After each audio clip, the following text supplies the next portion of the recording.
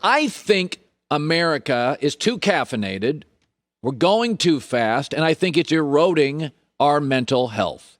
I try to give myself at least 45 minutes a day. Joy knows this. I go home, I go to a room, I turn off the lights, I close my eyes every day, and I think. There is a big difference between being alone and lonely. I am not lonely. I am in my thoughts. Reflective. We don't do that in America. Got to get our kids in the minivan and get them to a soccer practice and get them to a baseball practice. I got to get my wife this and my husband that and my kids that. You ever give yourself an hour by yourself, backyard, cup of tea, thinking about you and the day? Aaron Rodgers has been in the NFL for 16 years. 13 of those, he has been a star. This offseason, he wanted a break. The greatest basketball player most of us have ever seen, Michael Jordan, he took one too, actually a couple. Dave Chappelle, one of the funniest human beings on the earth, took a 2-year sojourn, a break, a hiatus, a sabbatical. You ever seen what pressure and intensity does to our presidents? They go in with a full, beautiful head of hair and it comes out gray.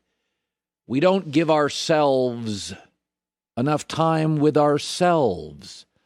Aaron Rodgers talked about the offseason. He plays in a golf round today with a couple of golfers and Tom Brady. It'll be fun, I'm sure. But he talked about the intensity of the offseason and mental health, and I like that, Aaron. You know, people sometimes with pressure compartmentalize things, and then there are people that just need to hide, and they get away. You've seen it in music with stars at young ages taking their own life. It's the pressure, it's the intensity. And now you add the avalanche of negativity and trolls on social media, and people tell you not to look at your phone. I've said that before, but even I sometimes look at my phone because, somebody calls, you go to Twitter, Twitter's got information, there's Instagram, and we're all human beings. You sometimes want to see what people think about you, and it's negative, and if you're young and you're got a million people from a million angles coming at you, it's tough. I like this, Aaron. Adam Silver said this not long ago. My players are rich, and they're all miserable. Maybe NBA players need to give themselves more time to think about themselves, right? I'm not a big believer in coincidences. If you've listened to this show for years, you know that. I'm not a believer in fate. I'm not a believer in coincidences. You and I will make choices over the course of our lives, and results are via those choices. If at 45 you're miserable, look in the mirror. It's not mom and dad's fault nor the president's. When I think of this last year for Aaron Rodgers, I also think of Russell Wilson. So Tom Brady's somebody that they're both kind of chasing, right? I mean, Kevin Durant wouldn't admit it, but he was kind of chasing LeBron. When you play in an era, in a time with a GOAT, and you play the same position as the GOAT, Tom Brady goes into the NFC, gets everything he wants. The GM's like, what do you want? And the coach is like, what do you want? And the players are like, Tom, what do you want? And he walks into the NFC and just wins everything. And maybe it's a coincidence, but Russell Wilson and Aaron Rodgers, the two players close to Tom's age that are certainly in the conversation with Tom for, greatest current quarterback, right? We know the Mahomes, Josh Allen, but Aaron and Russell Wilson, those are mid-30 guys, right? They got Tom's chops.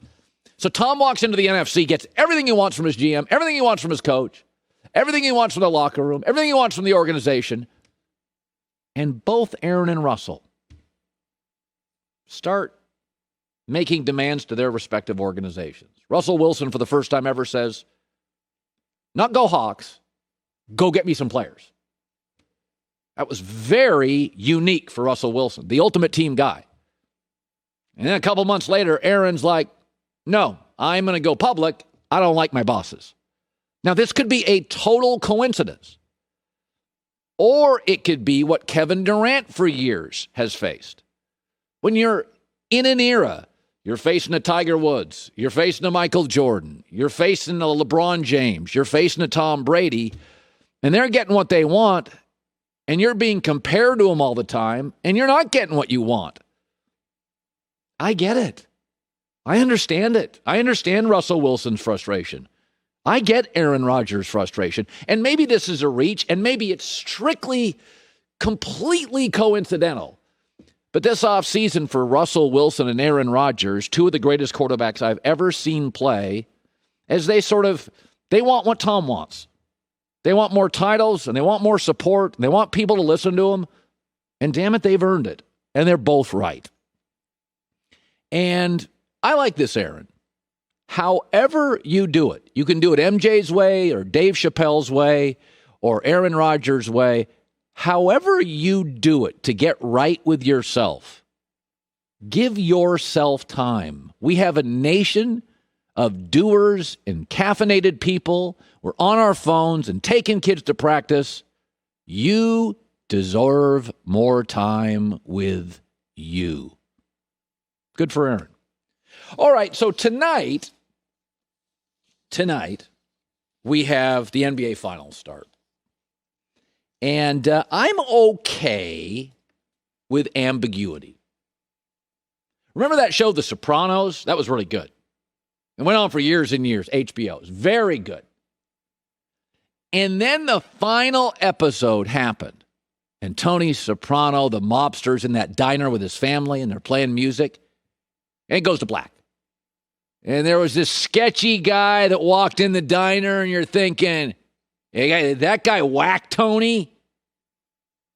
What was the music that was playing? What was the music? What was the song that was playing? And he's there with his wife and his kids, and I'm not really sure how that ended, and I don't like it because it wasn't perfectly wrapped for me, and I don't like anything that's inconclusive. I don't like ambiguity. I want my movies to end happily or sadly, but I need an answer because I can't, and I'm really mad if you disagree with my answer and my interpretation of The Sopranos. I know what happened. None of us really do. It's ambiguity. It's inconclusive. And most people cannot handle that. They need a nice, tidy ending to make them happy as they drive home from the theater. That's why I love the ending of The Sopranos. It ticked people off, made you think. Wasn't easy. And that's why I like Chris Paul. He's not easy. We like our stars to jump like Michael and Kobe, be powerful like LeBron and Shaq. That's not Chris Paul. If Giannis wins a title, we'll still see him as a flawed player. We should not see Chris Paul that way, but there's this weird thing with Chris Paul. We don't think he plays like a star should. It is not neatly wrapped in a package the way I need to see it. He is not vertical. He is not powerful. He is nuanced and smart and clever and a leader.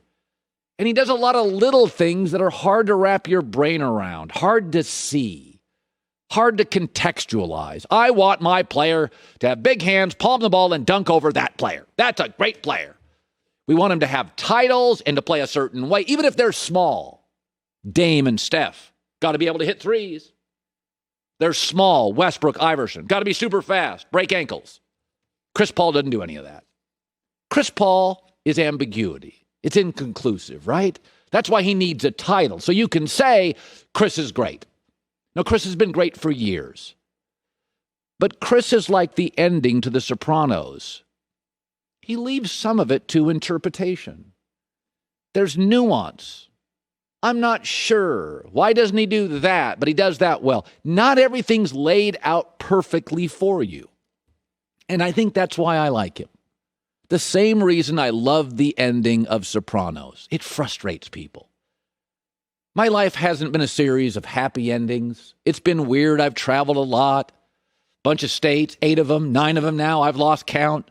Hell, I've lived in 3 houses in L.A., and I've been here 5 years. I'm okay with it. I'm comfortable with non-traditional beginnings and endings. Most people aren't. And I love that Chris Paul isn't easy. He makes you think. All the time. Sometimes he drives you nuts. He drives coaches nuts. He drives teammates nuts. But that young group of guys in Phoenix loves him. The coach loves him. The fans love him. And he works for Phoenix now. And that's all I care about. He works for Phoenix now. Can't wait for the finals tonight. Hi, everybody. Thanks for watching. Subscribe here to get the latest from the show. Also, be sure to check out more of the best clips from The Herd or go watch a few segments from other shows on FS1.